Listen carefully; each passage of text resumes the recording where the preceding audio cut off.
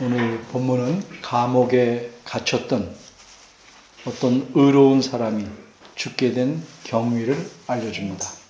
이 사람은 예수께서 이렇게 칭찬하신 사람입니다.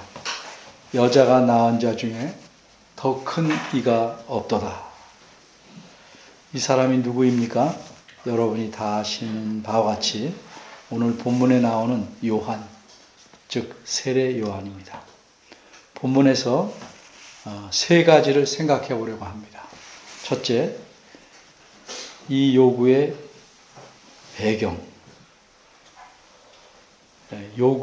이 요구를 한 사람, 이 요구의 내용.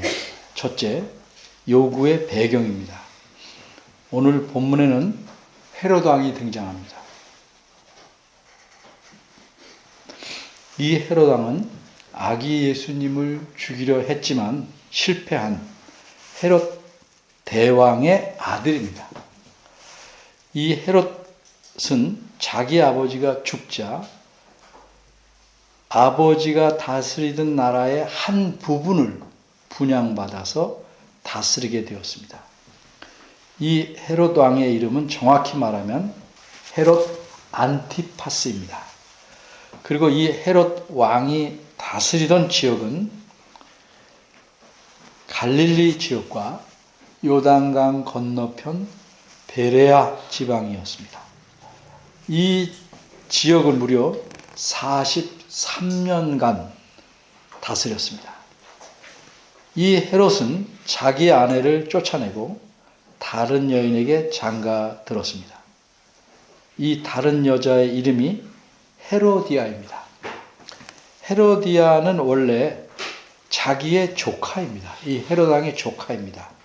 그런데 이미 헤로디아는 이 헤롯 왕의 동생의 아내였습니다. 그런데도 헤롯은 권력을 이용하여 자기 동생의 아내인 헤로디아를 빼앗아서 다시 장가든 것입니다. 이 부도덕한 일에 대해 사람들은 뒤에서 수군수군하였습니다. 그런데 수군수군할 뿐이지 왕에게 감히 뭐라고 말하지는 못했습니다. 그런데 한 사람이 용감하게 일어나 이러한 왕의 잘못을 지적합니다. 그런 헤롯 왕에게 직접 이렇게 말합니다. 동생의 아내를 취한 것은 율법을 어기는 것이기에 옳지 않습니다. 그는 왕에게 한 번만 이렇게 말한 것이 아닙니다. 18절 원문에 따르면 그는 거듭거듭 말하였습니다. 물론 유대인들은 자기 형제가 죽으면 그 후사, 그 대를 잇기 위해 그 형제의 아내를 다시 아내로 취하는 경우가 있습니다. 그런데 레위기 18장 16절과 20장 21절에는 이런 말씀도 있습니다. 너는 형제의 아내의 하체를 범치 마라. 이는 내 형제의 하체니라. 누구든지 그 형제의 아내를 취하면 더러운 일이라. 그가 그 형제의 하체를 범함이니 그들이 무죄하리라. 이 두 말씀의 근거에서 유대인들은 형제가 시퍼렇게 살아있는데 그의 아내를 데려와서 자기 아내로 삼는 일을 엄격하게 금지하였습니다.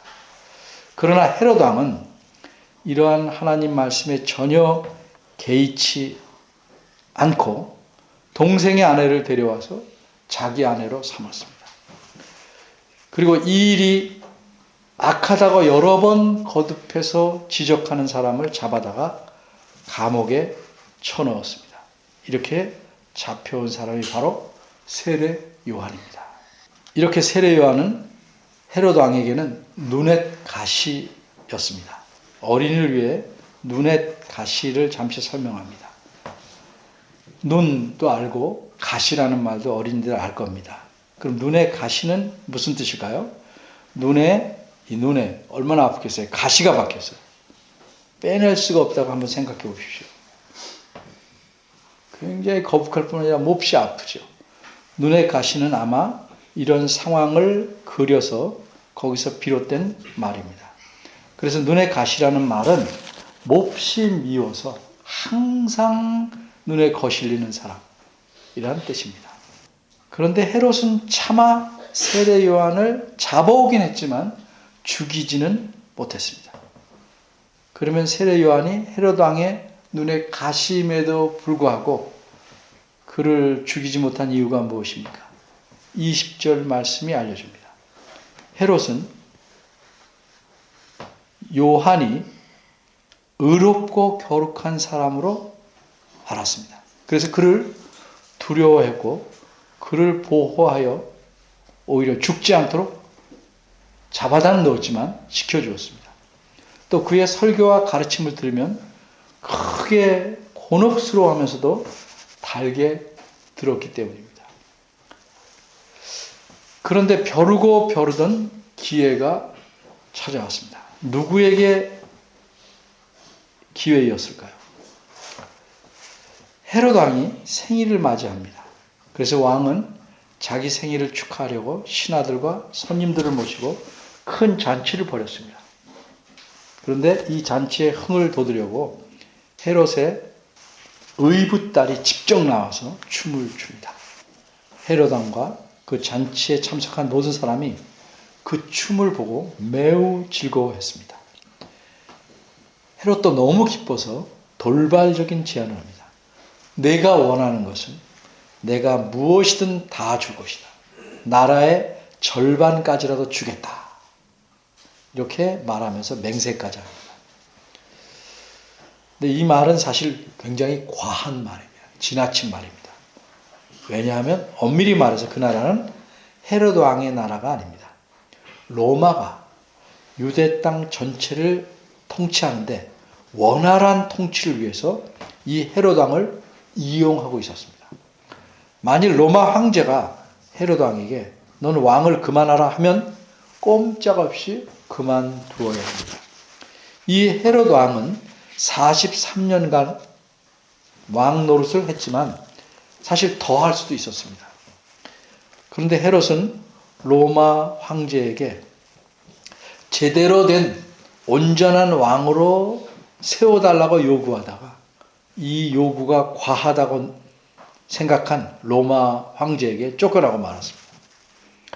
오늘 본문에서는 헤롯을 가리켜 22절, 25, 26, 27절에서 왕이라고 표현했지만 사실 이 말은 대접상 붙인 표현이고 엄밀히 말하면 그 명칭은 분봉왕입니다.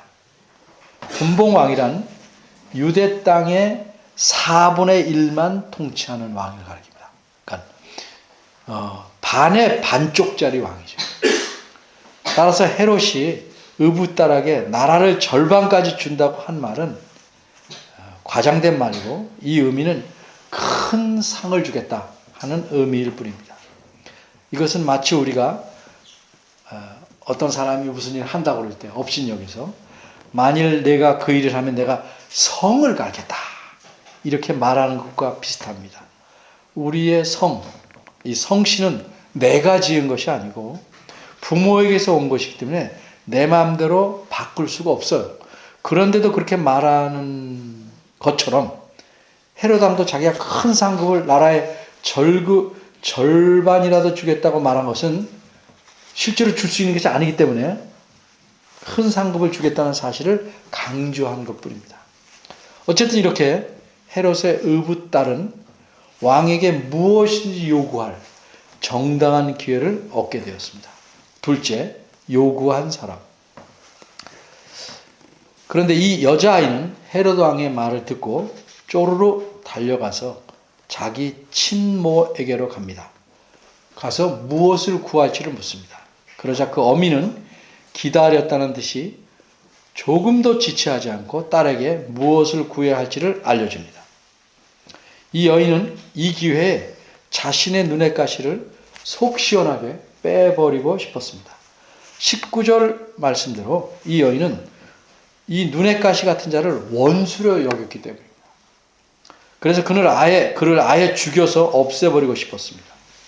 이 여인은 자기 남편만 잘 꼬드기면 충분히 눈의 가시를 없앨 수 있다고 판단하였습니다. 어째서 이렇게 이 여인은 눈의 가시를 죽여버리려고 했을까? 자신이 행한 잘못을 지적한 그가 몹시도 미웠기 때문입니다. 그래서 이 여인은 그에게 원한을 품었습니다. 어떻게든 죽이려고 했습니다. 그런데 남편 때문에 성공하지는 못했습니다. 그러던 차에 이번에 이 여인이 자신의 한 맺힌 그 소원을 이룰 기회가 왔습니다. 자기 딸이 그 기회를 물어왔습니다. 사실 남편이 그 눈의 가시를 잡아와서 감옥에 가둔 것도 실상은 자기 아내인 이 여인을 위해서 그랬습니다. 하지만 잡아두기만 하였지 죽이려고 하진 않았습니다. 아내가 죽이려고 여러 번 시도했지만 계속 실패했습니다. 왜? 헤롯이 보호했기 때문입니다. 그런데 이번에는 확실하게 절호의 기회를 잡았습니다. 그러면 이 지독한 여인은 누굴까? 이 악독한 여인은 누굴까? 이 여인의 이름은 헤로디아입니다. 헤로디아라는 말에서 짐작할 수 있듯이 이 여인은 헤롯 가문의 여인입니다. 헤로디아스인데 헤롯 가문의 여인입니다. 정확히 말하면 이 여인은 아기 예수님을 잡아 죽이려고 베들레헴과 그 인근 지역에서 2살 이하의 사내 아이들을 모두 죽이라고 명령했던 헤롯 대왕의 손녀입니다. 그런데 헤로디아는 다른 삼촌과 눈이 맞아서 그런데 이 헤로디아는 17절에서 알 수 있는 바대로 자기 삼촌인 빌립하고 결혼했습니다. 그러다가 다른 삼촌과 눈이 맞아서 자기 남편을 버리고 억지로 가면 버리고 눈이 맞은 이 다른 삼촌과 함께 삽니다. 이렇게 이 여인의 두 번째 남편이 된 삼촌이 바로 오늘 본문에 등장하는 헤롯 왕입니다. 어쨌든 이렇게 자기 어미의 간절한 소원이 무엇인지를 알자마자 이 춤춘 소녀는 헤롯에게 가서 자기가 구할 것이 무엇인지 말합니다. 그 결과 어떻게 하면 세례 요한을 죽일 수 있을까? 기회만 노리고 살아온 이 악독한 여인 헤로디아의 덫에 마침내 헤롯 왕이 걸려 들었습니다. 이렇게 자기 딸을 통해 잔인한 요구를 한 사람은 바로 헤로디아입니다. 셋째, 요구의 내용. 그러나 아무도 이런 기가 막히게 잔인한 요구를 왕에게 할 줄은 꿈에도 생각하지 못했습니다. 이 요구의 내용을 들은 사람들은 너무도 놀라서 입을 다물 수 없었습니다. 그저 경악스러울 뿐이었습니다. 무슨 요구이길래 그랬습니까? 어미 말을 들은 딸은 세례 요한의 목숨을 구합니다. 그것도 죽이는 것만을 요구한 것이 아니고 그 죽음의 증거로서 세례 요한의 목을 쳐서 그 머리를 소반, 즉 작은 쟁반에 담아서 달라고 합니다. 이 얼마나 잔인한 요구입니까? 헤롯은 심히 근심합니다. 그러나 결국은 자기 호위병을 보내서 요한을 목베어 죽이고 그 머리를 소반에 담아 와서 딸에게 주게 합니다. 이렇게 해서 헤로디아는 자기의 원한을 풀고 요한의 시체는 그 제자들이 가져다 장사 지냈습니다. 이상이 오늘 본문의 내용입니다. 이제 우리가 생각할 것 여러 가지 있는데 중요합니다. 세례 요한의 죽음을 다룬 이 본문은 마가복음 전체에서 예수님이 등장하지 않는 유일한 문단입니다. 그런데 이런 본문이 어째서 마가복음 안에 기록되었을까? 이걸 우리가 생각해 봐야 돼요. 그 이유를 알기 위해서 먼저 두 가지를 살펴보려고 합니다. 첫째는 이 본문과 그 앞 문단, 즉 14절에서 16절과의 관계입니다. 그 앞에 14절을 보시겠습니다. 헤롯 왕이 예수님에 대해 처음으로 관심을 갖게 됩니다. 예수님께서 여러 귀신을 내쫓고 병을 고치고 권능을 행하시니까 그 소식이 헤롯 왕의 귀에까지 들게 되었습니다. 그런데 시간적으로 보면 사실 이때는 이미 세례 요한은 헤롯 왕에게 잡혀서 감옥에 있다가 죽은 뒤였습니다. 마가복음 1장 14절을 보면 무엇이라고 말씀합니까? 요한이 잡힌 후, 누구에게 잡혔죠? 헤롯에게 잡힌 후 예수께서 갈릴리에 오셔서 하나님의 복음을 전파하여, 이렇게 말씀합니다. 예수님께서 본격적으로 복음을 전파하시며 권능을 행하신 것은 세례 요한이 이미 헤롯 왕에게 잡힌 후였다는 뜻입니다. 그리고 오늘 본문 앞에 있는 14절을 보니까 헤롯 왕이 한 말이 나옵니다. 헤롯 왕은 뭐라고 그랬습니까? 예수님에 대해서 소문을 듣고 이렇게 말합니다. 이 사람은 세례 요한이 죽은 자 가운데서 살아났다, 이렇게 말합니다. 그러므로 이런 능력이 그 속에서 운동하느니라, 이렇게 말합니다. 무슨 뜻입니까? 예수께서 놀라운 권능을 행하시는 것을 헤롯 왕은 다시 살아난 세례 요한이 그 능력을 예수님을 통해서 나타내고 있다, 이렇게 이해한 것입니다. 그러나 다른 사람들은 그렇게 생각하지 않았습니다. 헤롯 왕만 그렇게 생각했습니다. 15절을 보니까 다른 사람들은 예수님을 세례 요한이라고 생각한 게 아니고 엘리야로 이해하거나 선지자 중에 하나로 생각했습니다. 그렇지만 헤롯 왕만은 유독 예수님을 다르게 생각합니다. 헤롯 왕이 예수님을 어떻게 생각했는지를 강조하기 위해서 14절뿐만 아니라 16절에서도 헤롯 왕은 예수님에 대해서 무엇이라고 말했는지를 기록하고 있습니다. 16절에서 헤롯 왕은 무엇이라고 말했습니까? 내가 목배에서 죽은 요한 그가 살아났다, 이렇게 말했습니다. 그러니까 17절부터 이어지는 내용 29절까지는 요한이 죽은 다음에 있었던 일을 지금 기록하고 있는 겁니다. 그러면 여기서 궁금한 점이 있습니다. 어째서 헤롯 왕은 세례 요한을 목베어 죽였을까 하는 점입니다. 세례 요한이 어떤 잘못을 했길래 헤롯 왕이 그의 목을 베어 죽였을까? 거기에 대한 대답이 오늘 본문입니다. 17절에서 29절까지가 어째서 세례 요한이 죽었는가를 알려주는 내용입니다. 그래서 본문의 첫 구절인 17절은 우리말 성경에서는 생략했지만 원문을 보면 왜냐하면으로 시작합니다. 왜 죽었냐 하면 이렇게 시작하는 겁니다. 그래서 17절 앞부분, 우리말 성경에서는 뒷부분입니다. 를 직역하면 그렇습니다. 왜냐하면 헤롯 그가 사람을 보내어 요한을 잡았고 그를 감옥에 가두었다. 그리고 이어서 요한을 감옥에 가두었다. 결국은 그를 목베어 죽이게 된 경위, 과정을 설명합니다. 그러니까 한마디로 오늘 본문은 헤롯 왕이 세례 요한을 목베어 죽였다는 사실을 말하고 있는 것입니다. 그리고 그 과정을 설명하고 있는 것입니다.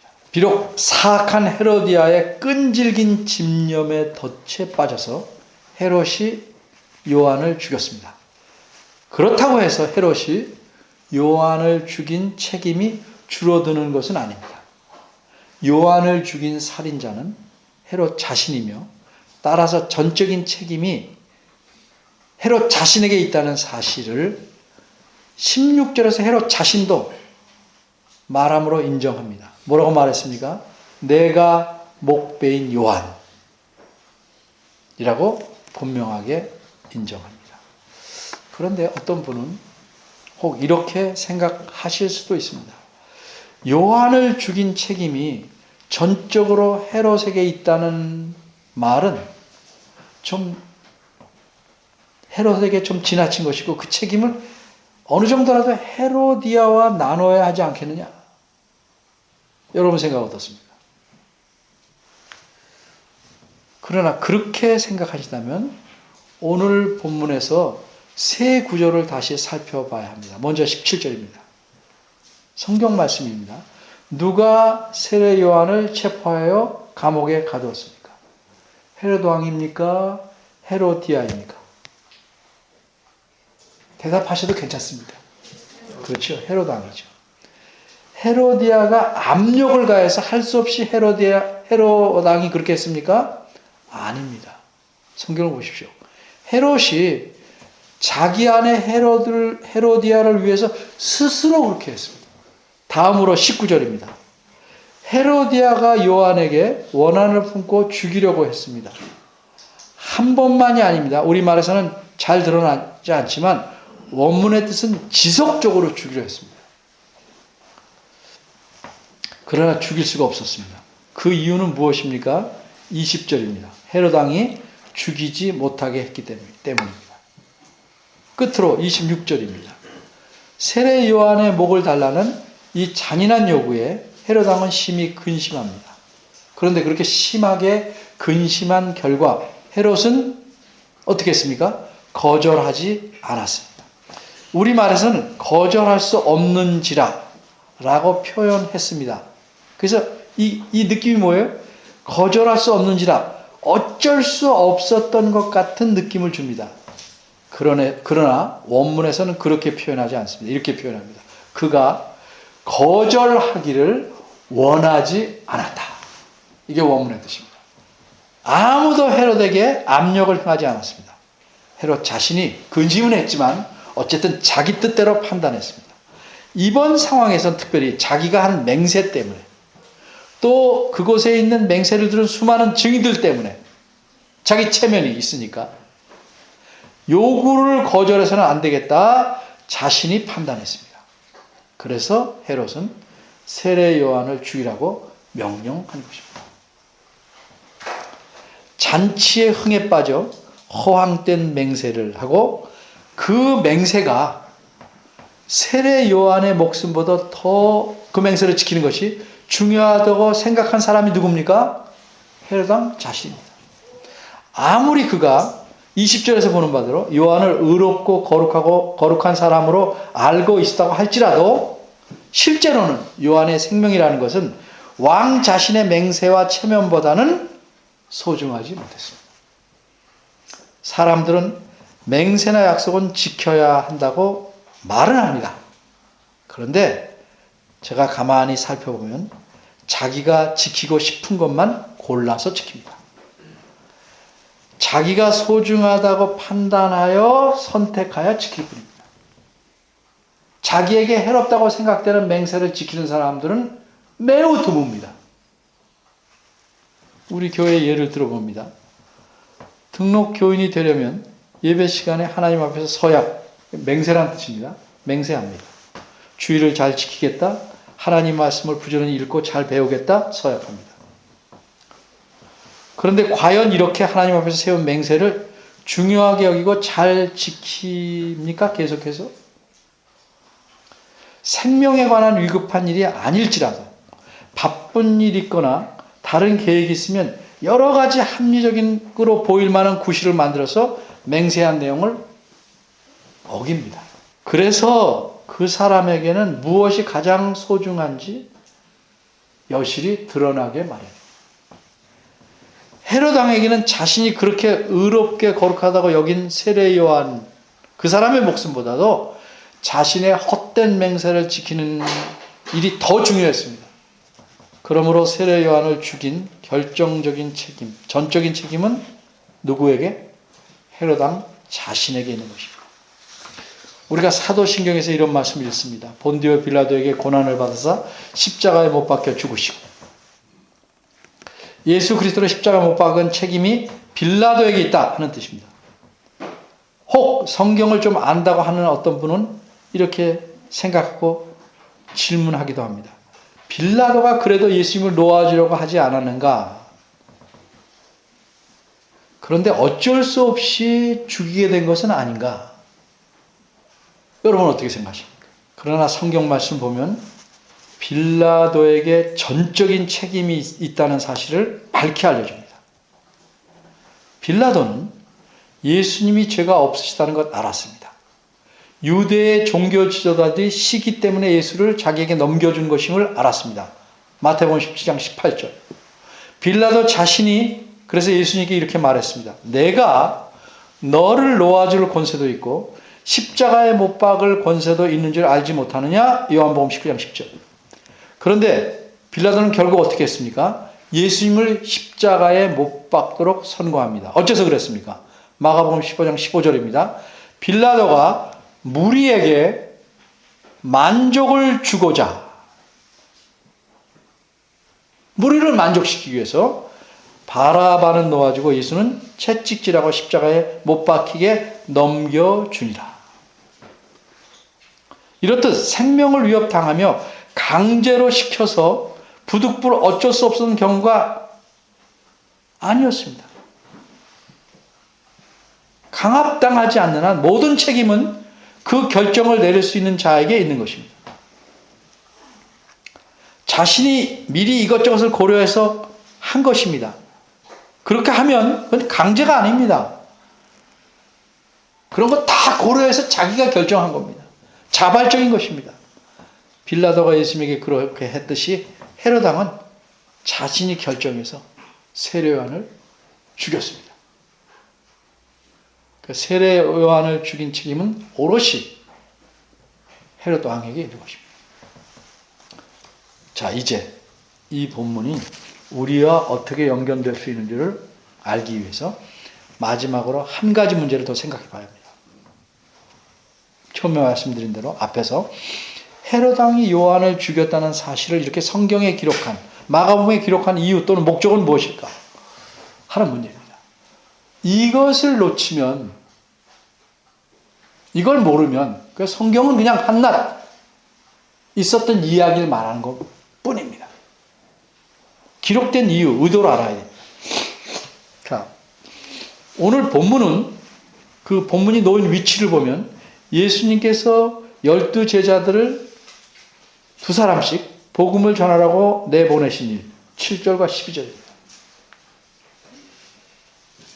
그 문단과 그들이 다시 돌아와서 자신들이 행한 일을 보고한 일, 30절. 그 사이에 놓여 있습니다. 그래서 거두절미하게 성경학자들은 이렇게 생각합니다. 세례 요한이 죽은 사건은 결국 복음을 전하는 자들이 이 세상에서 당할 운명이 어떤 것인지를 미리 보여주는 것이다. 예수님의 길을 예비하고 그분을 증거하러 온 세례 요한은 그 일을 감당하다가 죽임을 당했습니다. 누구에게 죽임을 당했습니까? 헤롯 왕입니다. 왕이 다스리는 나라에서는 왕이 곧 그 나라의 성격을 대변합니다. 그 나라의 성격을 나타냅니다. 처음에는 호의적인 것 같이 헤롯 왕이 세례 요한을 대했지만 필요하면 가차없이 죽여없습니다. 이것이 헤롯 왕으로 대표되는 복음이 전파되어야 하는 이 세상의 성격, 모습입니다. 헤롯 왕은 자신이 요한을 죽인 것을 한탄하는 듯 하지만 이것은 감상적인 것에 불과합니다. 헤롯 왕은 철저하게 자신의 이익에 따라 움직였습니다. 이후에 누가복음 13장 31절 32절을 보면 헤롯 왕은 예수님도 죽이려고 합니다. 그러자 예수님께서 약삭빠르게 자신의 이익을 위해 처세하는 이 헤롯 왕을 가리켜 뭐라고 표현하시죠? 아십니까? 저 여우라고 표현합니다. 이뿐만 아니라 이 헤롯 왕은 자신의 군병들과 함께 예수님을 업신여기고 희롱하고 빛난 옷을 입혀 빌라도에게 다시 돌려보냅니다. 성경 말씀은 이렇게 덧붙입니다. 누가복음 23장 11, 12절인데 헤롯과 빌라도가 전에는 원수였으나 당일에 서로 친구가 됩니다. 예수님을 핍박하고 죽이려는 일에는 동지가 된 겁니다. 이 헤롯 왕의 아버지인 헤롯 대왕도 아기 예수를 죽이려고 혈안이 되었습니다. 그러나 결국 다른 아기들만 수없이 죽였습니다. 이처럼 세상은 하나님께서 보내신 자 예수 그리스도를 싫어하고 미워하며 죽이려고 합니다. 그러기 때문에 그리스도를 증거하는 사람을 미워하고 죽이려고 합니다. 그래서 기록자는 예수님께서 제자들을 파송하시고 다시 돌아와 보고하는 문단 사이에 오늘 본문을 집어넣어서 이 세상이 예수님을 전하는 자들에게 보이는 태도가 어떤 것인지를 알려줍니다. 세례 요한의 죽음을 통해서 말해주고 있는 것입니다. 인간적으로 보면 세례 요한은 젊은 나이에 많은 일을 하지 못하고 죽은 것 같이 보입니다. 그러나 예수님은 세례 요한에 대해 내가 진실로 너에게 말하노니 여자가 낳은 자 중에 세례 요한보다 큰 이가 일어남이 없도다. 이렇게 평가하셨습니다. 세례 요한의 임무는 예수 그리스도의 오심을 예비하는 것이었고 그는 그 일을 잘 완수했습니다. 그러나 인간적으로 보면 예수님 말씀처럼 사람들이 그를 임의로 제 마음대로 대우하였습니다. 마가복음 9장 13절입니다. 그래서 인간적으로 보면 세례 요한은 불행한 죽임을 당했습니다. 그러나 그는 하나님에게 인정받은 사람입니다. 세례 요한은 짧지만 참으로 가치 있는 삶을 살았던 것입니다.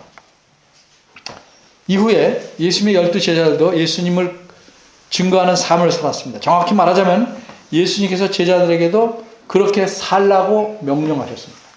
따라서 이 사도들을 이어 세워준 모든 교회도 그리스도를 증거하며 드러내며 살아야 합니다. 그런데 문제는 그렇게 살면 고난과 역경, 심지어는 죽임도 당할 수 있다는 점입니다. 디모데후서 3장 10절에서 뭐라고 말씀합니까? 누구든지 그리스도 예수 안에서 경건하게 살고자 하는 자는 핍박을 받을 것입니다. 이렇게 말합니다. 교회가 이렇게 살고 있는, 교회는 우리가 살고 있는 세상은 때로는 우리에게, 교회에게 호의적인 것 같습니다. 자기네들이 원하는 대로 해주면 늘 호의적입니다. 실상은 그리스도를 향해 으르렁대면서 이빨을 감추어 놓은 교활하고 적대적인 곳입니다. 세상과 세상 사람들에게 진정한 그리스도인들과 참된 교회는 늘 눈에 가십니다. 그리스도인이 세상의 미움이나 핍박을 받지 않으려면 어떻게 해야 됩니까? 세상의 편이 되면 됩니다. 세상의 가치관이나 세상의 사상에 일치하여 살면 세상 사람들이 그리스도인들을 적대지하지 않습니다. 왜? 자기 편이라고 생각하니까. 그러나 비록 우리가 이 세상에 살지만 그리스도인으로서 이 세상의 편이 되어 살 수는 없지 않겠습니까? 그러므로 그리스도인이며 교회로서 우리는 날마다 순간마다 선택해야 합니다. 이 세상과 사이좋게 어깨동무하고 오래오래 살 것인지 편하게, 아니면 비록 쓰디쓴 고난과 죽임을 당한다 할지라도 세상을 향해 그리스도를 외치며 우리의 삶을 통해 그분을 증거하고 바르게 살 것인지는 늘 선택해야 합니다.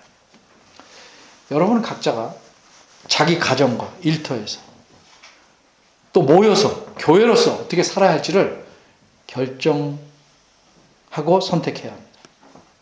하지만 그리스도를 위해서 사는 일에는 관심이 없고 오직 자기와 자기 가정만이 잘 되고 복받기를 바라는 사람은 그렇게 살 수 없습니다. 그런 의의 열매를 맺을 수 없습니다. 결국 그런 사람들은 교회를 다녀도 이 그리스도의 몸된 교회에서 스스로 떨어져 나가서 세상에서 편안함을 느끼며 살게 될 것입니다. 여기서는 매우 불편하고 나가서는 아주 편함을 느끼는 사람들, 그런 사람들이 될 겁니다. 여러분께서 예수 그리스도와 어떤 관계를 맺고 사는가에 따라서 우리의 삶이 달라질 것입니다. 여러분은 어떤 삶을 살아가고 계시는지, 또 살아가시려는지 늘 생각해 보시기를 바랍니다. 기도하겠습니다. 자비롭고 인내가 무한하신 하나님, 하나님의 눈으로 우리를 보면 참으로 어이없고 못나고 부족함 투성이고, 인간적으로 말하면 하나님의 자녀 삼았음을 후회하실 만큼 못되고 못난 저희들입니다. 그럴지라도 저희를 끝까지 챙기시고 새롭게 살아갈 힘을 주시고 무릎에 힘을 주셔서 그리스도를 닮아가도록 이끌어 주심을 감사드립니다. 사탄의 유혹에 빠져서 저희가 부족함을 느끼고 죄스러움을 맛볼 때마다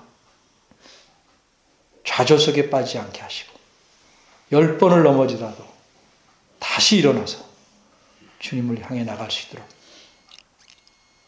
붙잡아 주시길 바랍니다. 모든 것이 주님의 은혜임을 압니다. 그런 이런 은혜를 붙잡고 살아가도록 주님께서 저희를 이끌어 주옵소서. 예수님의 이름으로 기도합니다. 아멘.